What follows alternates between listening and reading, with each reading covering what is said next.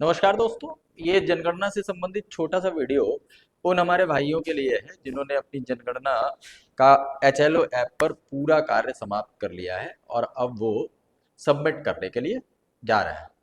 तो ध्यान रखना है, सबमिशन से पहले हमें कुछ सावधानियां बरतनी है।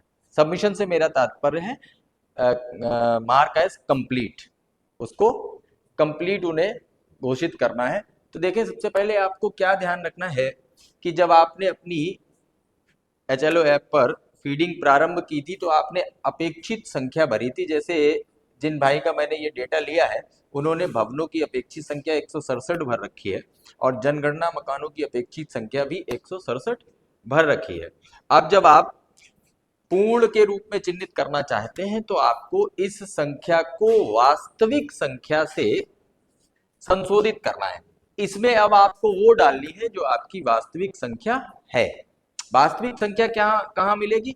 तो ये वाला अपना पेज खोलिए और इसमें सारांश देखें। इसको क्लिक करेंगे तो इस प्रकार का इंटरफेस खुलकर आता है। इसमें देखिए, आपको कुल जनगणना मकान और कुल सामान्य परिवार, कुल गैर आवासीय मकान, इस टाइप की सूची मिल जाएगी। तो ध्यान रखिए, अपेक्षित भवनों की संख्या ये इसमें कहीं नहीं दिख रही है कि इसमें हमने जो HLB में काम किया है उसमें कुल भवन कितने थे। उसके लिए क्या आपको करना होगा, ये जो नीचे लाइन क्रमांक दिया गया इसको स्क्रॉल करिए और सबसे लास्ट वाली जो लाइन नंबर है उस पर आ जाइए। देखिए, लाइन क्रमांक 191 पर दिखा रहा है भवन संख्या 167। तो चूंकि इन्होंने संशोधित कर दिया है बाद में, हो सकता है कि आपकी लास्ट एंट्री लास्ट वाले भवन संख्या की ना हो। तो या तो आप यहां से देख ले लास्ट वाली लाइन क्रमांक पर भवन नंबर कितना है, या फिर अपने नजरी नक्शा से देख कर यहां भर दीजिए। और आपको क्या करना है, नीचे आपको भरना है जनगणना मकानों की संख्या।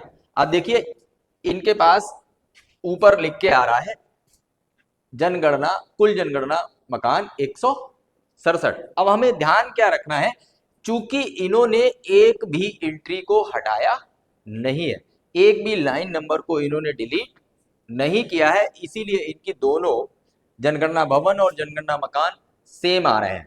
अगर आपने कोई एंट्री डिलीट की है तो आपको ध्यान रखना है कि डिलीट किए हुए एंट्री को देख ले, उनमें यदि कोई ऐसा जनगणना मकान है जो आपने रिपीट नहीं किया है, सपोज दैट आपने 27 जनगणना मकान की लाइन नंबर को डिलीट किया था, अब दोबारा वो 27 आपको नहीं मिला है, तो आपको कुल जनगणना मकानों की संख्या में से वो एक जनगणना मकान कम कर देना है।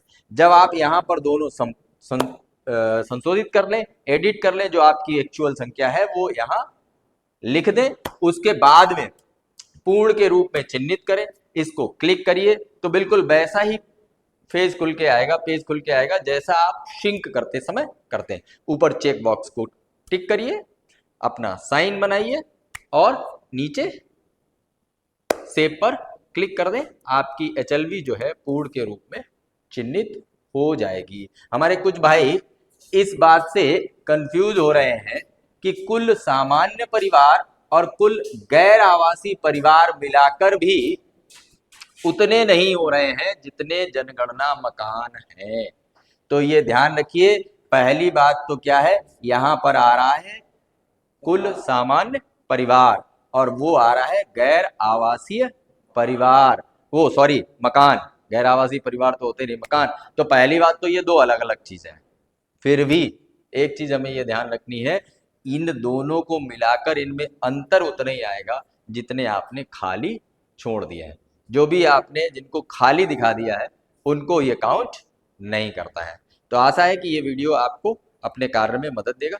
धन्यवाद।